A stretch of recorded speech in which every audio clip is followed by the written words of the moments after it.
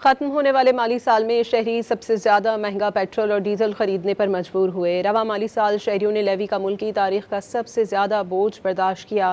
رواں مالی سال لیوی قیمت میں 1546 ارب روپے حاصل ہونے کا تخمینہ ہے۔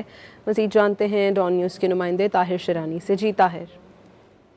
جی، دستیاب اعداد و شمار کے مطابق 30 جون کو ختم ہونے والے رواں مالی سال 2025-26 کے دوران حکومت نے 1 لیٹر ہائی اسپیڈ ڈیزل 257 روپے 76 پیسے اور 1 لیٹر پیٹرول کی قیمت میں 199 روپے 98 پیسے فی لیٹر تک کا اضافہ کیا، جبکہ حکومت نے ہائی اسپیڈ ڈیزل کی فی لیٹر قیمت جاری مالی سال میں 520 روپے 35 پیسے تک کی بلند ترین سطح تک پہنچائی۔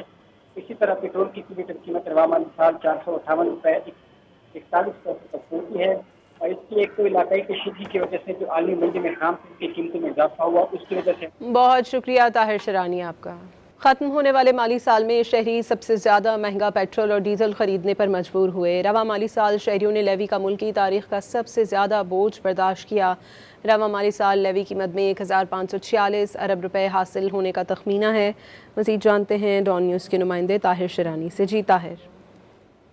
جی، دستیاب اعداد و شمار کے مطابق 30 جون کو ختم ہونے والے رواں مالی سال 2025-26 کے دوران حکومت نے 1 لیٹر ہائی اسپیڈ ڈیزل 257 روپے 76 پیسے اور 1 لیٹر پیٹرول کی قیمت میں 199 روپے 98 پیسے فی لیٹر تک کا اضافہ کیا، جبکہ حکومت نے ہائی اسپیڈ ڈیزل کی فی لیٹر قیمت جاری مالی سال میں 520 روپے 35 پیسے تک کی بلند ترین سطح تک پہنچائی۔